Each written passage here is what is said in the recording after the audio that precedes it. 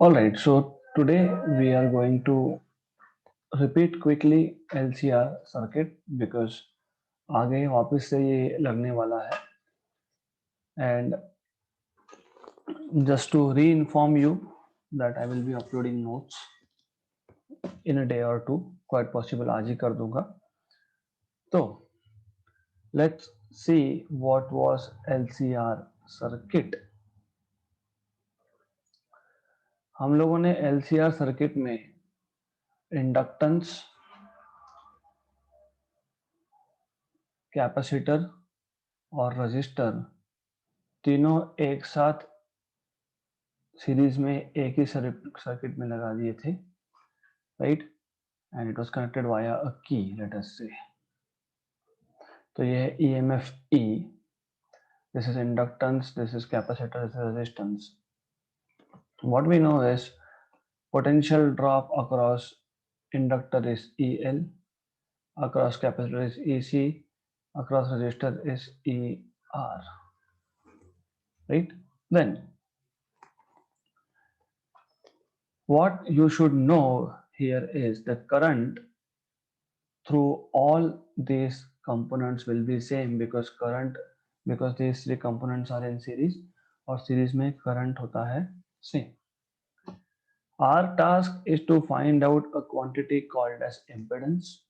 Impedance is total resistance offered to alternating current by the circuit here, and to do this हमने एक phasor diagram draw किया था और phasor diagram में पहले एक्स एक्सिस के along we fixed E R, potential drop across resistance and also current.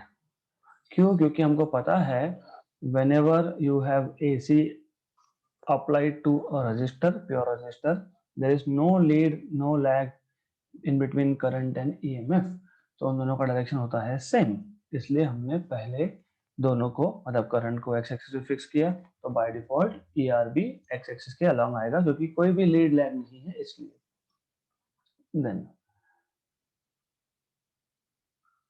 आपको पता है कि इंडक्टिव सर्किट में when AC is connected to inductor EMF leads current by pi by 2, तो इसलिए यहाँ पे जो ईएमएफ है ये पाई बाय 2 रेडियन से आगे दिखाया है. देन यू नो कि कैपेसिटर का जब मैं बात करूंगा तो ईसी मतलब EMF across capacitor lags by current, lags current by 5/2, तो ये नीचे दिखाएंगे, राइट. तो अब ईएल और ईसी ये दोनों थे अपोजिटली डायरेक्टेड वेक्टर्स, तो हमको इनका रिजल्टेंट मिलेगा in the direction of bigger vector which is EL. तो this vector in the green is resultant of EL and EC. अब ये तो सिर्फ ईएल और ईसी का रिजल्टेंट है, बट यहाँ पे ईआर भी है, तो ईएल माइनस ईसी और ईआर का जो रिजल्टेंट होगा that will be somewhere here, more or less here. Okay, so this vector is going to be E vector, and there's this angle which is phi, phase angle, correct? Good.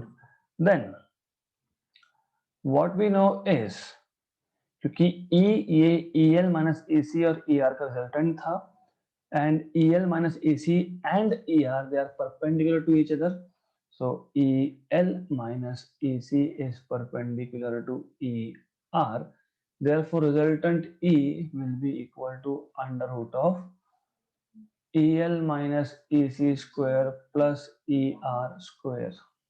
Good, right.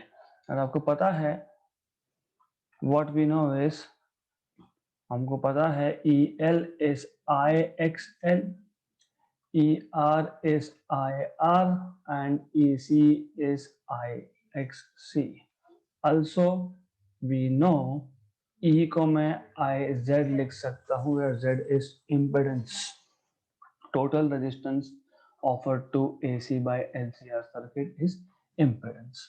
Therefore you will have IZ is equal to under root of L की जगह पे I X L minus I X C का square plus I square R square.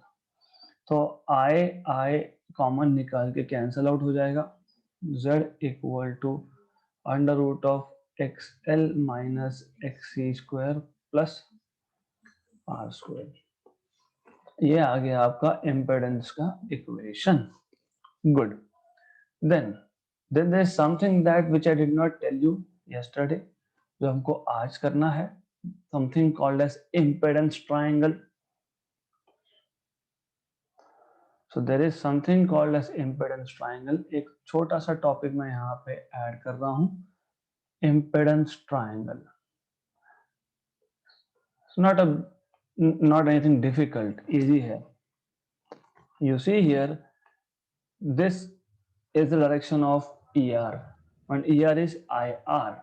मतलब मैं instead of AR I can show this as IR. Correct. So what I will do is on the next page, ये जो है इसको मैं बोलूंगा R because it's ER. ER is IR. Correct. और ये जो साइड था, if you remember, this was EL minus EC। मतलब ये मैं लिख सकता हूं XL माइनस XC। और अगर आपको याद होगा ये है E वॉज IZ, तो मैं इसको लिख सकता हूं यहाँ पे सिर्फ Z। This is called as impedance triangle. खत्म। Base is R, perpendicular side is XL minus XC, and hypotenuse is Z. And this angle, if you remember, was phase angle phi. तो जैसे हमने यहां से फेज एंगल निकाला था, याद है आपको tan phi लिया था हमने, we said tan phi is equal to opposite side upon adjacent side। फिर इसको सॉल्व किया था हमने I X L minus I X C upon I R. तो ultimately what we obtain was tan phi is equal to xl minus xc by r, right. ये तो यहाँ से डायरेक्ट आ जाएगा। If you take tan of phi you will be directly getting xl minus xc by r। इसको बोलते हैं impedance triangle. That's it, no big deal, this is called as impedance triangle. Good enough. Then we wrote down certain conditions। तो मैंने आपको बताया था कि general equations कैसे लिखे जाते हैं। तो I told you that there are two cases. For example, ये जो केस हम डिस्कस कर रहे हैं, यहाँ पे कौन लीड कर रहा है? ईएमएफ। कौन लैग कर रहा है? करंट। तो केसेस हमने लिए थे, case 1, if XL is greater than XC, then you know leads, and therefore you can say E is equal to E0 sine omega t and I is equal to I0 sine omega t minus phi। या तो यहाँ पे सिर्फ अगर आपको sine omega T लिखना है तो यहाँ पे प्लस फाई करना पड़ेगा, एक ही बात है, up to you, right. Good. दूसरा केस था, इफ XL is less than XC, then I leads, then current leads, and current leads में अगर current lead कर रहा है तो आप E equal to E0 sin omega t लिखोगे, I equal to I0 sin of omega t plus phi लिखोगे, right? Good. तो up to this we have completed yesterday। हमारा यहाँ तक कल हुआ था। Today we are going to see a new topic which is called as LC oscillations। What is LC oscillation? I will tell you in a minute। So yes, so next topic that we want to learn today is LC oscillations। Okay, right। तो आज के lecture में I am just going to tell you basic theory of this and next topic का भी basic theory. So tomorrow I will repeat all this topics according to your new text book, एक ही है, सिर्फ notation change कर दिए, doesn't make any difference when you change notations. So good. LC oscillation, circuit का नाम ही है LC. So what do we expect कि इसमें सिर्फ एल और सी होगा, करेक्ट. तो क्या करते हैं ऐसे सर्किट्स में, ऐसे सर्किट में what we do is we connect capacitor and inductor in parallel. Okay, तो पहले तो let me show a parallel inductor and capacitor circuit. तो लेट अस से ये एक सर्किट है, यहाँ पे डेफिनेटली मुझे एक की लगाना पड़ेगा, यहाँ पे मुझे एक कैपेसिटर कनेक्ट करना है, and here I am going to have an inductor. That's it. इसमें कोई सप्लाई सोर्स नहीं है. So what you have is a capacitor, what you have is an inductor and a key. इसको S बोलो, K बोलो, whatever you want to say, just say it. तो for example initially जब हम लोगों ने इस की को क्लोज नहीं किया, मैं तब की बात कर रहा हूं, when we are yet to close this key, तो उस केस में इस कैपेसिटर की प्लेट्स, लेट्स से ऊपर का प्लेट पॉजिटिवली चार्ज है, नीचे का प्लेट नेगेटिवली चार्ज है. You already remember, you should remember, you should know this, you already know this. Capacitor के दो प्लेट्स होते हैं, हम एक ही प्लेट को चार्ज करते हैं, करेक्ट. इनर सरफेस अगर पॉजिटिवली चार्ज है तो it will attract negative charges on the opposite plate. तो दिस इज द सिनेरियो. तो जब की ओपन है, in that case let us say the capacitor is fully charged. This capacitor is fully charged. Okay, then so let's say diagram A. अब जब मैंने इस की को क्लोज कर दिया, then the capacitor becomes starts discharging.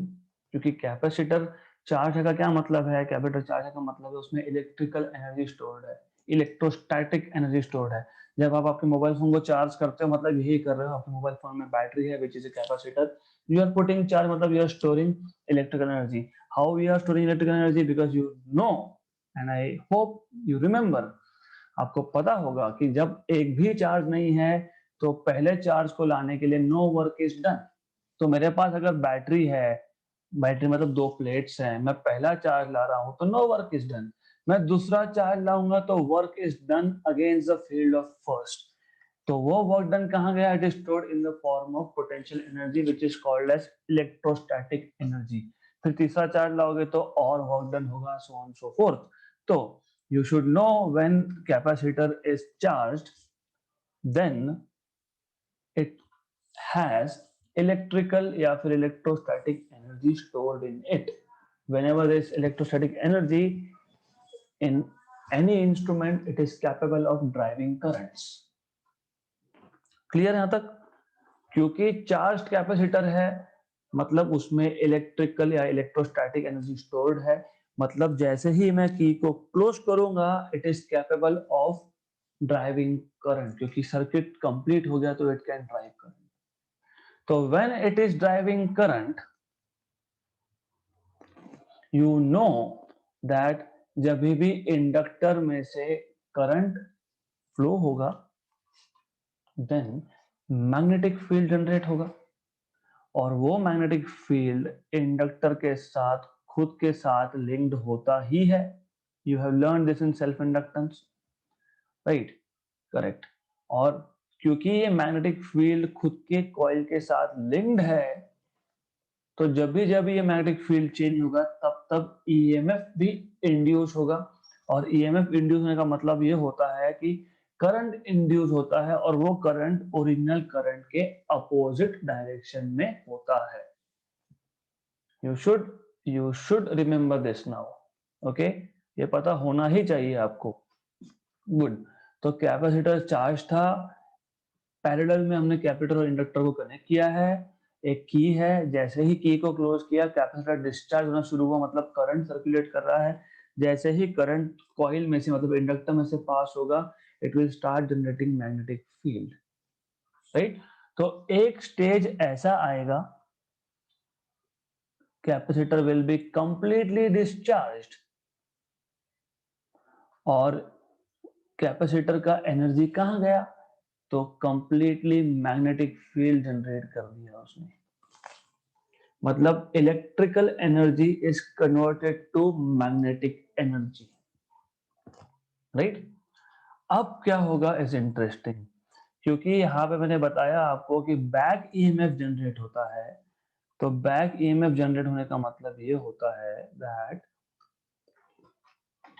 Now what will happen is because there is induced EMF, तो induced EMF होने की वजह से क्या होगा, जो ओरिजिनल करंट का डायरेक्शन था उसके अपोजिट डायरेक्शन में होता है induce current. You should know this now, original current के अपोजिट डायरेक्शन में ही इंड्यूस्ड करंट होता है। तो in diagram B what we see is the circuit has only magnetic energy, right, क्योंकि कैपेसिटर कंप्लीटली डिस्चार्ज हो चुका है। अब क्योंकि यहाँ पे ईएमएफ इंड्यूस हुआ था, मतलब करंट इंड्यूस हुआ था, तो वो इंड्यूस करंट अपोजिट डायरेक्शन में होगा। इसका मतलब वो कैपेसिटर को अपोजिटली चार्ज कर देगा। मतलब अब अपर प्लेट हो गया नेगेटिव और लोअर प्लेट हो गया पॉजिटिव, तो मैग्नेटिक एनर्जी वापस से कन्वर्ट हो गया इलेक्ट्रोस्टैटिक या इलेक्ट्रिक एनर्जी में। Clear, right. फिर क्या होगा, फिर वापस यही होगा, मतलब अब वापस से what you will have is this situation. तो वापस से कैपेसिटर डिस्चार्ज होगा और वापस electrostatic energy will be converted to magnetic energy, right, and then again it will keep on repeating.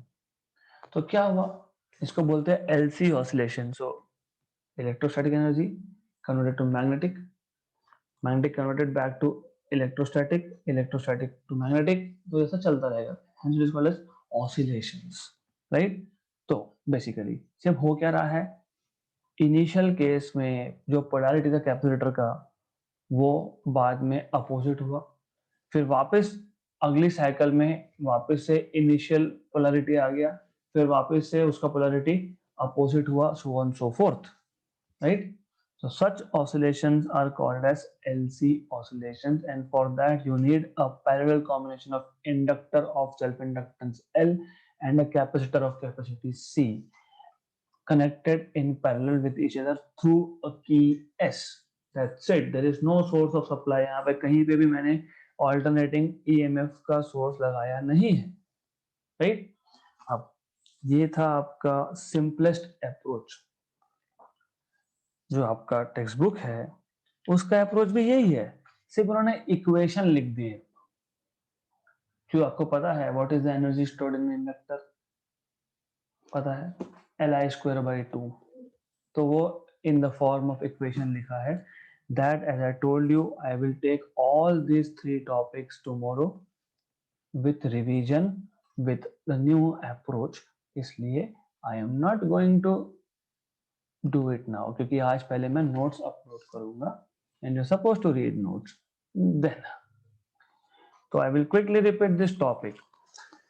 LC oscillation में कुछ भी नहीं है, आपके पास एक चार्ज कैपेसिटर है, एक आपके पास कॉइल है जिसको इंडक्टर बोलते हो, आपने कैपेसिटर और इंडक्टर को पैरेलल में कंबाइन किया है थ्रू अ की एस।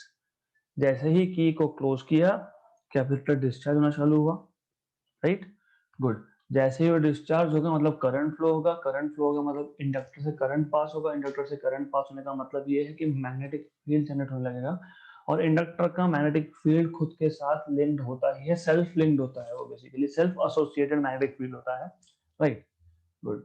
तो एक स्टेज ऐसा आएगा कि कैपेसिटर कंप्लीटली डिस्चार्ज हो गया और इलेक्ट्रोस्टैटिक एनर्जी जो था वो कन्वर्ट हो गया मैग्नेटिक एनर्जी में, मैग्नेटिक फील्ड एनर्जी में।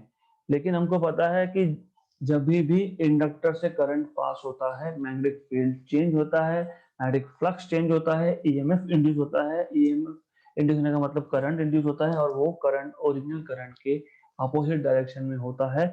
तो वो अपोज करता है, मतलब ये magnetic flux because of back EMF वापस से इलेक्ट्रोस्टैटिक एनर्जी में कन्वर्ट होगा by driving a current in the opposite direction to that of original direction, right.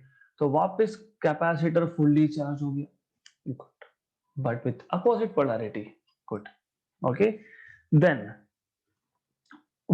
in the next step again capacitor will discharge and there will be magnetic field, so electrostatic energy again converted to magnetic energy। तो ऐसा चलता रहेगा जब तक मैं की को वापस से ओपन नहीं कर देता, right?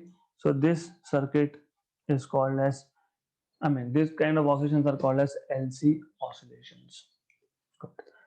Then the next topic that we want to see is electrical resonance, या फिर इसको रेजोनेंट सर्किट भी बोलते हैं। So resonant circuits, I gave you a slight hint about what a resonant circuit when we were studying LCR। तो resonant circuit क्या होता है? There are two types of resonant circuit. One is series resonance and other is parallel resonance, good। सबसे पहले resonant circuit का मतलब क्या होता है वो आपको समझेगा from the equation of impedance. तो you remember this was XL minus XC square plus R square।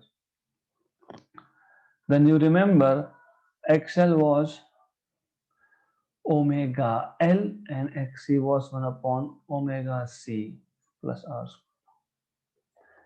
So as I told you the other day, XL और XC दोनों फ्रीक्वेंसी डिपेंडेंट होते हैं क्योंकि they depend on omega and omega in turn depends on F, right. तो जब भी मैं frequency change कर रहा हूं, if I am changing the frequency, if I am varying the frequency, there will come a stage जब impedance की value maximum या फिर मिनिमम होगी, right, good. So this condition is called as resonance। So the condition at which the impedance of an LCR circuit or of a circuit in general is maximum or minimum, impedance is maximum or minimum, that condition is called as electrical resonance and the circuit is called as resonant circuit। Simple। कौन सी condition? Impedance की value minimum या impedance की value maximum, right. Minimum कब होती है? Minimum होती है series के केस में। और ये याद रखना, इंपेडेंस इज एनालॉगस टू, मतलब सिमिलर टू रेजिस्टेंस, है ना। रेजिस्टेंस जैसे ही बिहेव करता है ना, ये इसका यूनिट भी तो वो भी है। और रेजिस्टेंस मतलब इंपेडेंस जब कम हुआ तो करंट होता है मैक्सिमम, क्योंकि E is equal to IZ, तो Z is equal to E by I, तो Z and I are inversely proportional। Z कम होना मतलब I ज्यादा होना और Z ज्यादा होना मतलब I कम होना, करेक्ट। तो ये आपको पता होना चाहिए। तो first in the list is series resonance, series resonance, okay. तो सीरीज रेजोनेंस में क्या है कि हम लोग LCR तीनों कंपोनेंट्स को हम सीरीज में ही कनेक्ट करते हैं। मतलब ये सर्किट हमने ऑलरेडी सीखा है, we have already seen this circuit in detail earlier। इसका मतलब you already know that impedance here is, equation लिख के रखा है मैंने, XL minus XC plus R square. So we have already seen this equation. Okay.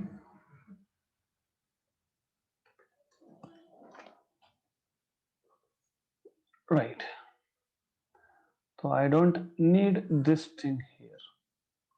हमको इसकी जरूरत नहीं है फिलहाल, because we are just looking at basic LCR circuit for the time being. Correct. Now you already know current through this circuit I will be given by, अभी मैंने बताया E is equal to IZ, तो I is equal to E by Z. Good. तो I equal to E by Z, और Z क्या है मैंने लिखा है XL minus XC square plus R square. XL is omega L minus 1 by omega C square plus R square. Good. Right. तो अब ऐसा है कि जब मैं ओमेगा की वैल्यू, मतलब F की वैल्यू चेंज कर रहा हूं, ओमेगा की वैल्यू चेंज हो रही है. So at a particular frequency, क्योंकि मैं फ्रीक्वेंसी चेंज कर रहा हूं, तो at a particular frequency you will have XL equal to XC. मतलब ये जो टर्म है जीरो, मतलब Z इक्वल टू R, इसका मतलब इम्पेडेंस होगा मिनिमम. तो whenever you have XL equal to XC, it implies that Z is equal to R, which means impedance is minimum. And impedance is minimum का मतलब होता है maximum current can pass through. Right? So the circuit is said to be in resonance. And since Z is equal to R है, I told you this will behave like a pure resistive circuit. क्यों? क्योंकि XL equal to XC होने का मतलब है it is as good as कि there is no inductor, there is no capacitor. तो XL equal to XC जब होता है तो circuit behaves as purely resistive. It is called as in resonance. And importantly, current and EMF will have no lead, no lag, मतलब they will be in phase. यहाँ तक clear? Right. तो क्या हुआ, हमने सिर्फ फ्रीक्वेंसी चेंज की. किसकी फ्रीक्वेंसी चेंज की? ये जो सप्लाई है, आपको याद होना चाहिए ये साइन ओमेगा टी है, तो मैं ओमेगा चेंज कर रहा हूं, मतलब मैं ई चेंज कर रहा हूं basically, in short. Okay. Anyways, तो at a particular frequency XL equal to XC, Z equal to R, मतलब इंपेडेंस हो गया मिनिमम, मतलब करंट होगा मैक्सिमम. इसका मतलब सर्किट इज प्योरली रेजिस्टिव, इसका मतलब EMF and current they are in phase. Good. यहां तक अगर समझा है तो आगे आपको समझेगा. Now what is our task? हमको रेजोनेंट फ्रीक्वेंसी फाइंड करनी है, और मैंने कल बताया था आपको कि how to find out resonant frequency FR. हमारे पास है XL is equal to XC, omega L equal to 1 upon omega C, omega square equal to 1 by LC, 2 pi F square, और ये रेजोनेंस पे हुआ इसलिए FR equal to 1 by LC. तो आपको मिल जाएगा यहाँ पे सीधा सीधा FR स्क्वायर रूट लेने के बाद 1 upon 2 pi root of LC. This frequency is called as resonant frequency of the circuit. Clear यहां तक? अब एग्जैक्टली इस फ्रीक्वेंसी पे हो क्या रहा है इन ग्राफिकल फॉर्म. तो if I plot current along y-axis and frequency along x-axis, तो at a particular frequency, जिसको मैंने resonant frequency बोला है, I am showing this resonant frequency here. So this is resonant frequency F R. क्या हुआ था F R पे? You just told me. क्या है, क्या मिनिमम है? इम्पेडेंस मिनिमम है। इम्पेडेंस मिनिमम मतलब ओवरऑल रेजिस्टेंस मिनिमम। जब इम्पेडेंस मिनिमम होता है मतलब ओवरऑल रेजिस्टेंस मिनिमम होता है तो करंट मैक्सिमम होता है। मतलब उस पर्टिकुलर फ्रीक्वेंसी पे करंट की वैल्यू मैक्सिमम होगी और वो सारे फ्रीक्वेंसी छोड़ के करंट की वैल्यू मिनिमम मतलब कम होगी। तो the graph of current will look like, जैसे जैसे फ्रीक्वेंसी बढ़ेगा करंट की वैल्यू बढ़ेगी बढ़ेगी बढ़ेगी बढ़ेगी and at resonant it will reach maximum. फिर वापस से ये it will start decreasing. Correct. अब होता क्या है, सबसे पहले तो ये है I max, maximum value of current that can pass. होता क्या है, होता ये है कि आई मैक्स के लिए मतलब रेजोनेंट फ्रीक्वेंसी के एक ये सिंगल वैल्यू है। So resonant frequency is one particular value of frequency. So for that particular value of frequency मतलब उस single frequency के value के लिए impedance minimum हुआ मतलब current maximum हुआ मतलब current can pass। और बाकी सारी values मतलब ये जो सारी के सारे बाकी के values है, इन सारे values के लिए impedance ज्यादा है, resistance ज्यादा है। मतलब ये सर्किट है, this particular LCR circuit accepts only one frequency। बाकी सबको रिजेक्ट कर देता है, ये सिर्फ एक फ्रीक्वेंसी को एक्सेप्ट करता है। तो इस सर्किट को आप बोलते हो acceptor circuit, because this accepts one particular frequency which is resonant frequency. और बाकी सबको ये रिजेक्ट करता है क्योंकि बाकी फ्रीक्वेंसीज के लिए इम्पेडेंस मिनिमम नहीं है, बाकी के लिए इम्पेडेंस की वैल्यू ज्यादा है। तो वो अगर ज्यादा रहा तो फिर वो करंट को पास नहीं होने देगा। So that is why it is called as acceptor circuit, because it accepts single frequency and blocks all other frequencies। Correct? तो series resonance is acceptor circuit। Similarly parallel resonance, तो मैं वो कल सिखाऊंगा by the way, but just to give you a hint। So for parallel resonance में क्या होता है, parallel में you have L and C in parallel, there is no R। No R का मतलब हमने एक्सटर्नल रेजिस्टेंस नहीं लगाया। क्यों नहीं लगाया? क्योंकि इंडक्टर जिस मेटल से बना होगा उसका तो खुद का रेजिस्टेंस होने ही वाला है। गुड। तो this circuit basically does the opposite thing.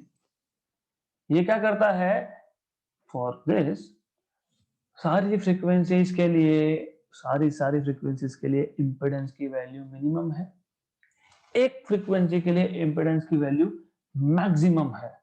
तो वो एक ही फ्रीक्वेंसी को ब्लॉक करेगा और बाकी सबको पास करेगा, तो उसको बोलेंगे रिजेक्टर सर्किट। तो उसका ग्राफ ऐसा दिखता है, देन समथिंग लाइक दिस। तो इस पर्टिकुलर फ्रीक्वेंसी को वो रिजेक्ट करेगा और बाकी सबको एक्सेप्ट करेगा, क्योंकि उस पर्टिकुलर सिंगल फ्रीक्वेंसी पे इंपेडेंस की वैल्यू मैक्सिमम हो जाती है, दैट्स व्हाई।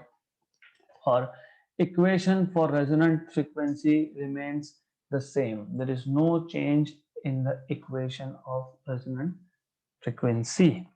good। तो इसका जो required mathematics है we will be covering in the next session। now my job is to repeat this again। मैं intentionally notes को directly दे रहा हूँ, we are not writing it down here, keeping in mind time constraint, keeping in mind you have other subjects to study, and it is okay that we spend more time in understanding and less time in writing। okay। तो series resonance मतलब simple LCR circuit. LCR circuit आपको पता है, हमने L C और are को series में लगाया है। हमको ये भी पता है कि सीरीज में जब होता है तो करंट सेम होता है हर एक कंपोनेंट से। हमको ये भी पता है कि इम्पेडेंस होता है under root of XL minus XC square plus R square, क्योंकि ये हमने ऑलरेडी लास्ट सेशन में देखा था। Good. Then what we know from Ohm's law, V equal to IR, मतलब E equals to IZ, तो I equal to E by Z, तो I equal to E upon Z की जो भी value है omega L minus 1 by omega C का square plus R square. तो as you see, the value of current changes with change in frequency. तो हम क्या कर रहे हैं, हम ट्यूनिंग कर रहे हैं. ट्यूनिंग मतलब फ्रीक्वेंसी को हम लोग चेंज कर रहे हैं, और ये रेडियो ट्रांसमीटर में यही होता है. आप जब ट्यून करते हो 93.4 एफएम, रेड एफएम, क्या कर रहे हो आप सिंगल फ्रीक्वेंसी को एक्सेप्ट कर रहे हो, बाकी सबको रिजेक्ट कर रहे हो. This is what is happening. तो ये टीवी ट्यूनर्स, मतलब अभी तो नहीं, अभी तो डिजिटल जमाना है, तो टीवी में तो अभी नहीं यूज होता, but earlier it used to be. But FM में अभी भी यही यूज होता है, एलसीआर सर्किट है. तो what you are doing is you are accepting only 93.4, क्योंकि मुझे वही सुनना है. 98.6 मुझे वो होता ही लिखा होता है 98.6 सम हर्ट्ज, अभी मेगा हर्ट्ज या giga hertz, I don't remember, right. तो उसमें एलसीआर सर्किट ही है. जब आप ट्यून करते थे, बटन होता है उस पे, तो what you are doing is you are actually changing frequency. तो at one particular frequency you are obtaining this condition where inductive reactance and capacitive reactance become same. और जब ये दोनों सेम होते हैं, मतलब ये टर्म जीरो होता है, मतलब Z की वैल्यू R होती है, मतलब इम्पिडेंस हो गया मिनिमम, और इम्पिडेंस मिनिमम का मतलब होता है करंट मैक्सिमम. मतलब एक पर्टिकुलर फ्रीक्वेंसी पास होगी, बाकी सारे के सारे ब्लॉक हो जाएंगे. इसलिए इसको बोलते हैं acceptor circuit, because it accepts only one frequency. तो what is happening, XL equal to XC, omega L is 1 by omega C, omega square is 1 by LC. तो आपको यहाँ से मिल गया रेजोनेंट फ्रीक्वेंसी. जो फ्रीक्वेंसी पास हो रहा है वो सिंगल वैल्यू आपको मिल रही है 1/2 pi under root of LC, right? So this series LCR circuit is called as acceptor circuit. Good enough. So we are done early today, no issues. Okay.